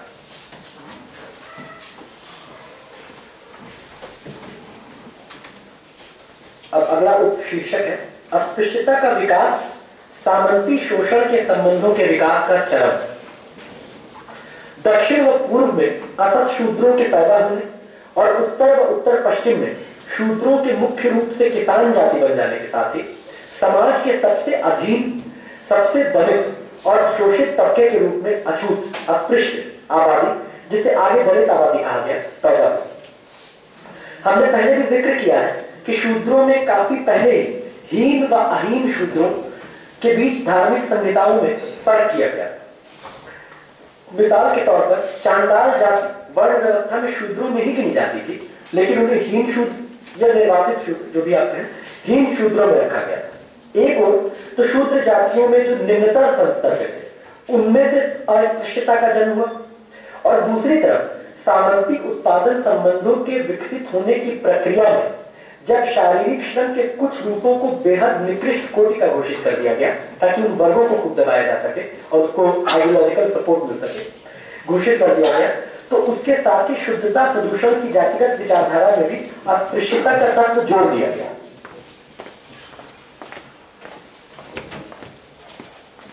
शुद्धता प्रदूषण का विचार भी ब्राह्मणवादी विचारधारा में एक परिवर्तनशील चर राशि के रूप में मौजूद रहा है, यानी कि शुरू से अंत तक कोई अनटचेबिलिटी का स्टैटिक प्रिंसिपल जाति व्यवस्था में नहीं मौजूद रहा। यही कारण है कि कई जातियों को बाद में अस्पृश्य घोषित कर दिया गया। मिसाल के तौर पर वैदिक स्रोतों में कहीं भी चमड़े से जुड़े कार्यों को और उन्हें अंजाम देने वाली चर्मकार जाति को हीन या निकृष्ट बनाकर पेश नहीं किया गया। उल्टे वैदिक कर्मकांडों में इस्तेमाल होने वाली तमाम सामग्रियों जैसे घी वगैरह होता था, इसको अनिवार्य तौर पर चमड़े के झोले में ही ले जाने का प्रावधान किया गया था। यह 8वीं 9वीं सदी में हुआ कि चर्मकारों को अस्पृश्य घोषित किया गया। इससे पहले चर्मकार अस्पृश्य के तौर पर कोई रेफरेंस नहीं, 8वीं 9वीं शताब्दी से पहले। अस्पृश्यता के मूल के बारे में भीमराव अंबेडकर के विचार ये थे कि ब्राह्मणों ने सोचे समझे तौर पर कुछ जातियों को अस्पृश्य बना दिया, विशेष तौर पर वे जो कि प्रतिरोध कर रही थी और अभी भी गौरवांश का भक्षण करती थी, और साथ ही जिन्होंने बौद्ध धर्म अपना लिया था। एक और यहाँ पर इसका जिक्र आना चाहिए, पता आया था, उनका यह भी मानना था कि शूद्र जो है वो पुराने क्षत्रिय थे, मतलब क्षत्रिय जो क्षत्रियों के इंटरनेसाइन वॉरफेयर में जो आपसी उसमें जो क्षत्रिय हार गए वो शूद्र हो गए। ये भी मुझे लगता है कि कहीं कहीं उस जातिगत स्टेटस, जाति व्यवस्था को खत्म करने का ये इतिहास बोध भी अगर किसी व्यक्ति का होगा कि वो हीन स्थित, वो उन बंटवारों पर ही सवाल न खड़ा करे कि ये बंटवारा ही खत्म हो। वो शुरुआत यहां से करे कि शूद्र तो क्षत्रिय, ये प्रॉब्लम पैदा करेगा। और ये शूद्र जाति के ओरिजिन के बारे में भी अंबेडकर के इतिहास संबंधी विचार गलत है। इसके लिए निश्चित तौर पर उनको जिम्मेदार नहीं ठहराया जा सकता क्योंकि बहुत सारे स्रोत उस समय मौजूद नहीं थे, हालांकि कई स्रोत मौजूद थे भी जो इतना बताने के लिए काफी थे कि क्षत्रिय ओरिजिन नहीं है शूद्रों का। दूसरा, ये जो अस्पृश्यता का प्रश्न है, ये अस्पृश्यता को उन्होंने ब्राह्मणवादी विचारधारा की एक निर्मिति बना दिया कि ब्राह्मणवादियों ने इसको पैदा कर दिया। कुछ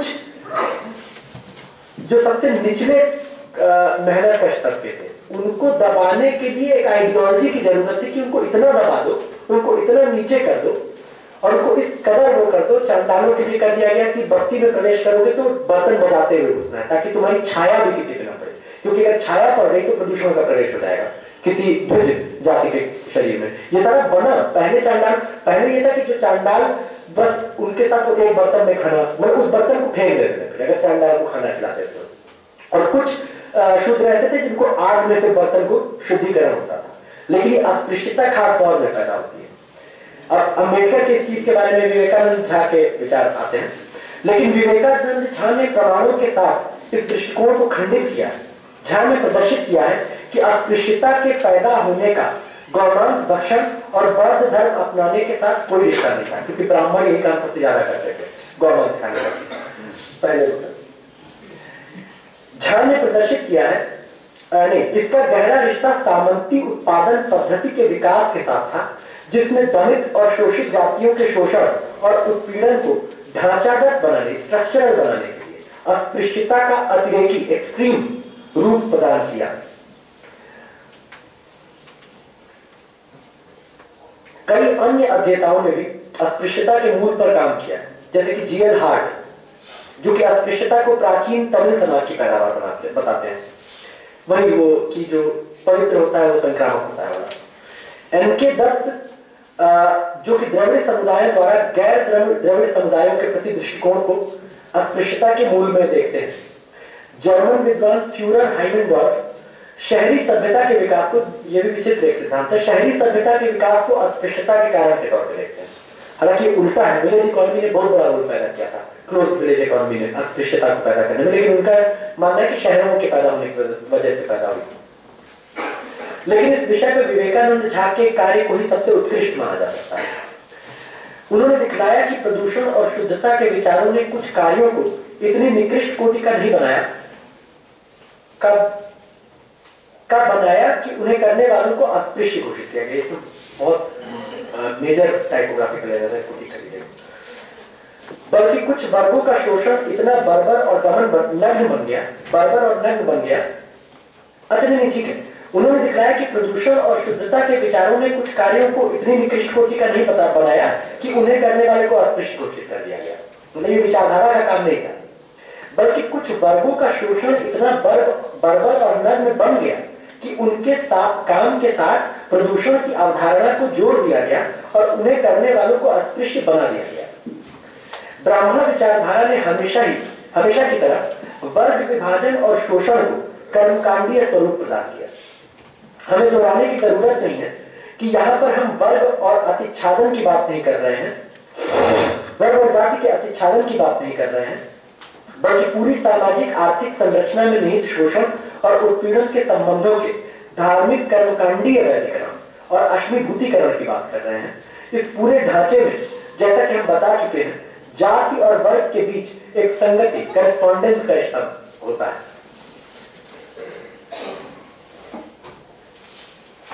रामशरण शर्मा ने स्पष्ट रूप से दिखलाया है कि खान पान, छुआछूत संबंधी और साथ ही विवाह के रिश्ते संबंधी जातिगत बंधनों और रूढ़ियों का भी उद्भव और विकास हुआ है, वो सदा से नहीं मौजूद है।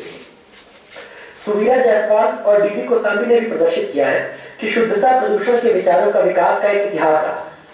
इन विचारों को गढ़ने और बनाने का काम शासक वर्ग के अंग और विचारकों के तौर पर, मतलब उनके पार्ट भी थे शासक वर्गों के और उनके आइडियोलॉग भी थे, विचारकों के तौर पर ब्राह्मणों ने किया। इन विचारों का कार्य था शोषण के प्रभावी संबंधों को कर्मकांडीय रूप से अश्मीभूत कर स्थायित्व प्रदान करना। जब भी वर्ग समीकरणों में आने वाले बदलावों को पुराने कर्मकांडीय ढांचों में दम घुटने लगता था, तो इन ढांचों में आवश्यक परिवर्तन किए जाते थे। इस पूरी प्रक्रिया में मध्यकाल आते आते ब्राह्मणों के बीच भी ऐसे विभाजन पैदा हो गए कि कुछ ब्राह्मण जातियां दरिद्रता की स्थिति में पहुंच चुकी थी। एक क्लास डिफरेंशिएशन ब्राह्मण वो कास्ट है जिसमें सबसे पहले एक तरीके से क्लास डिफरेंशिएशन नजर आता है। विशेष तौर पर दान दक्षिणा पर जीने वाले ब्राह्मणों की भौतिक और कर्मकांडीय स्थिति दोनों ही नीचे चली गई। डेक्लान क्विगली ने अपनी पुस्तक द इंटरप्रिटेशन ऑफ कास्ट में अस्पृश्य ब्राह्मणों के मामले का जिक्र किया है। कुछ को अनटचेबल्स की स्थिति में भी पहुंचा दिया गया, कुछ ब्राह्मणों को। इसलिए समूचे ब्राह्मणों की आबादी की स्थिति भी कोई तय और अपरिवर्तनीय नहीं। अस्पृश्य जातियों के उद्भव और विकास में विवेकानंद झा ने 4 चरणों की बात की, जिसके ऐतिहासिक प्रमाण उपलब्ध है, मतलब उनके लेखन के बाद में, लेकिन वो उसकी प्रस्थापना एकदम सही से की है। ऋग्वेदिक काल में अस्पृश्यता का कोई जिक्र नहीं। पूरे ऋग्वेद के पीरियड में कोई भी सोर्स ऐसा नहीं है जिसमें कहीं पर भी किसी जाति के बारे में अस्पृश्यता की बात की गई है। उत्तर वैदिक काल में भी चांडालों का हीन शूद्रों के रूप में जिक्र किया गया है और उनसे विकर्षण रिपल्शन प्रकट किया गया है, लेकिन स्पष्ट रूप में अस्पृश्यता छुआछूत अछूत होने का कोई जिक्र नहीं। दूसरा चरण था 700 ईस्वी पूर्व से लेकर 200 ईस्वी तक। इस युग में कुछ जातियां, कुछ ज्यादा नहीं, बहुत कुछ जातियां स्पष्ट रूप से अस्पृश्य जातियों के रूप में पैदा होती। इसी युग के दौरान दास श्रम का अर्थव्यवस्था में बड़े पैमाने पर प्रयोग होता है, यह भी गौर करने वाली बात है। और फिर पहली सदी ईस्वी तक सामंतवादी उत्पादन पद्धति का उदय होता है, मतलब शुरू होता है क्रूर रूप में, क्योंकि भूमि अनुदान देना उसमें शुरू हुआ। तीसरा दौर था 200 ईस्वी से 600 ईस्वी तक का। इस दौर में कुछ नए इस दौर में कुछ नए जनजातीय समूह आर्य वैदिक समाज में अस्पृश्य जातियों के रूप में दर्ज हुए। और चौथा दौर था 600 ईस्वी से 1200 ईस्वी तक का, जो कि सामंतवाद का उच्च युग है। और इसी युग में अस्पृश्यता बड़े पैमाने पर एक परिघटना के रूप में पैदा हुई। बीएनएस यादव ने इस ओर ध्यान आकर्षित किया है कि सामंती अर्थव्यवस्था के विकास के साथ गांवों का महत्व बढ़ा, क्योंकि रूरलाइजेशन होता है इकोनॉमी का, फ्यूडल उसमें, और स्थिर और स्थैतिक गांवों की व्यवस्था, closed village economy, self sufficient village economy, अलग अलग लोगों ने इसको अलग अलग नाम दिया है।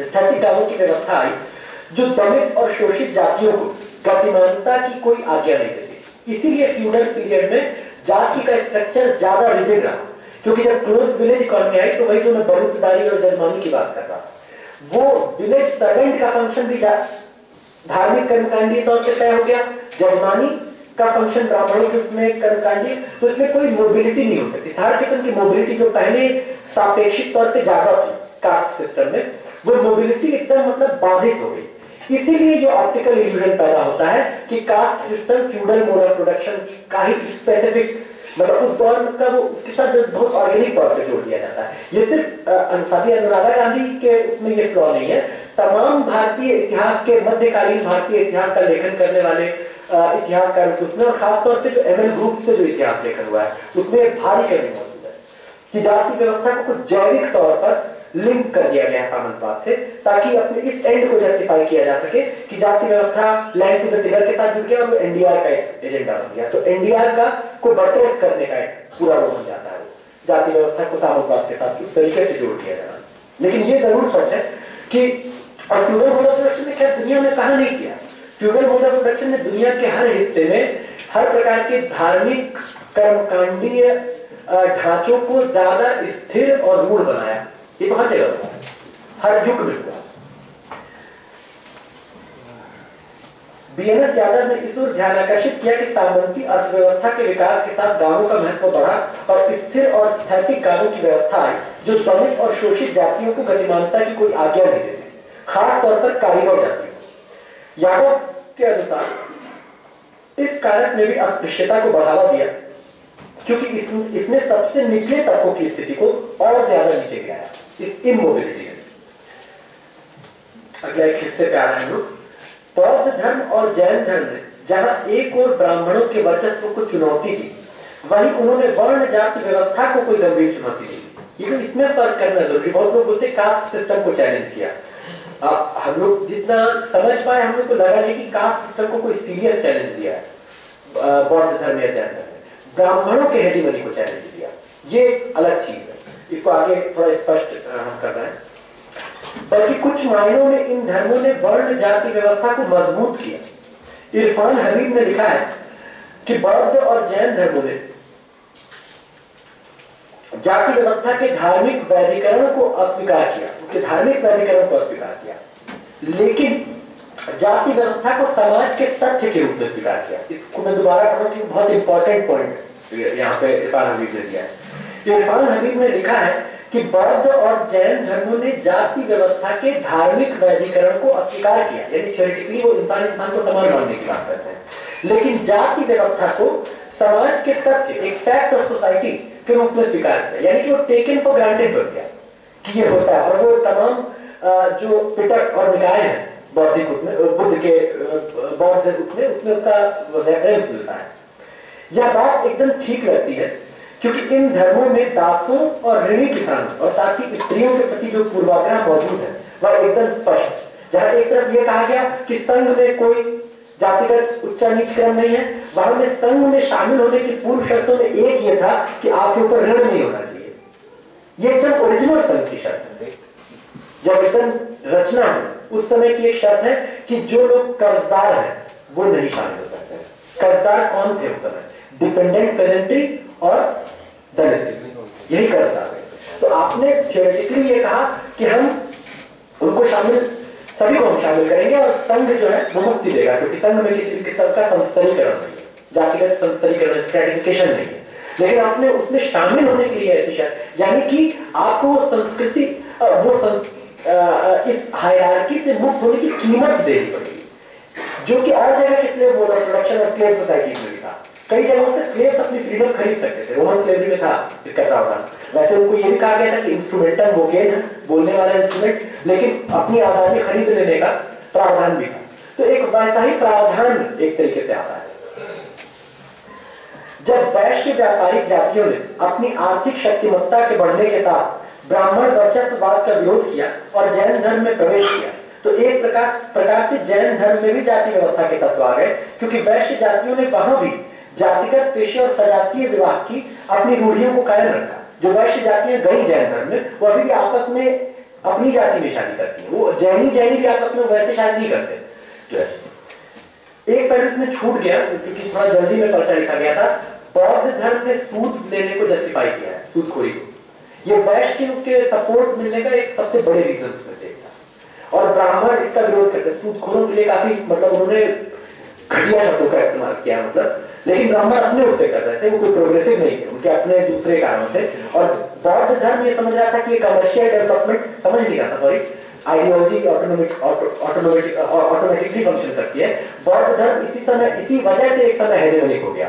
दो कारण थे। एक, कमर्शियल क्लासेस को के एक्टिविटीज को दिया जाने वाला सपोर्ट, मिसाल के तौर पर सूदखोरी और व्यापार, इसको पूरा एक वैजीकरण एक तरीके से बौद्ध धर्म ने दिया। दूसरा था गौवध पे, वो पूरे के पूरे मतलब अहिंसा का जो सिद्धांत था कि क्या बोलेंगे उसको, हाँ, अहिंसा पशुवध नहीं होना चाहिए किसी का भी। और इसको इस हद तक ले गया कि लोहे की नोक वाले हल से खेती के हद तक उसको लेते गए बाद के दौर में। जीव हत्या, हाँ, जीव हत्या, यही वो करे, जीव हत्या के को इन जनरल मतलब वो कर दिया पूरा, और उसको करते हुए उस समय की उत्पादक शक्तियों के विकास का प्रतिनिधित्व कर रहा था, क्योंकि उस समय लोहे के हल से खेती पहली बार अधिशेष को एक नए मंजिल में ले जा रही थी।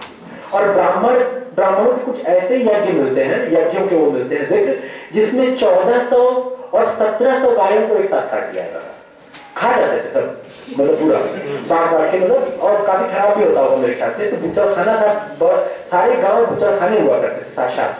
तो उस समय के प्रोडक्टिव फोर्सेस के डेवलपमेंट के सामने एक बड़ी बाधा थी, और उस बाधा को रिचुअलिस्टिक मान्यता प्राप्त थी। तो एक बात लुई दुबो ने सही कही है कि बौद्ध धर्म उस समय हावी हुआ जब उसने एक नए किस्म का शुद्धतावाद पैदा किया, जीव हत्या बंद करो। जब ब्राह्मणों ने उससे भी ज्यादा पर्टिकुलर शुद्धतावादी सिद्धांत पैदा किया, गौवध बंद करो, जीव हत्या से गौ हत्या पे आ गए, और उससे भी ज्यादा प्योरिटी, तो ब्राह्मणिज्म वापस फिर से वर्चस्वकारी हो गया। ये मूर्खतापूर्ण व्याख्या है, लेकिन इसको अभी छोड़ दिया जाए तो इसमें एक सत्यांश है कि, और ये भी दिखाता है कि कास्ट आइडियोलॉजी कितनी फ्लेक्सिबल है। जितना गाय खाते थे उसका जस्ट ऑपोजिट कर दिया कि गाय माता, जिस माता को खा रहे थे, मतलब जिस माता को पहले ब्राह्मण खाता था वो माता हो गई, मतलब, तो ये एकदम डायमेट्रिकली ऑपोजिट पोजीशन है। ये कास्ट आइडियोलॉजी की फ्लेक्सिबिलिटी को भी दिखाता है, और आज तक जो उसकी उत्तरजीविता बनी हुई है इसको भी दिखाता है।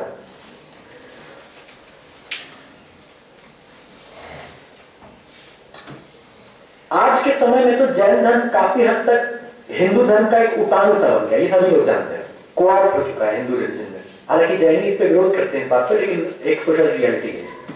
इरफान हबीब ने यह भी बताया है कि अहिंसा और कर्म के सिद्धांत पर बौद्ध धर्म द्वारा बल दिया जाना वास्तव में अस्पृश्य आबादी के लिए एक अभिशाप सिद्ध हुआ, क्योंकि इन मूल्यों के पर बल देते हुए जिन कार्यों को हीन घोषित किया गया वे आमतौर पर अस्पृश्य जातियां करती थी। बौद्ध धर्म भी हिंदू धर्म में वैष्णव और शैव संप्रदायों के पैदा होने और उससे भी ज्यादा उत्साह से गोवध पर रोक लगाने पर बल देने के साथ अप्रासंगिक सा हो गया। इसलिए नहीं कि हिंदू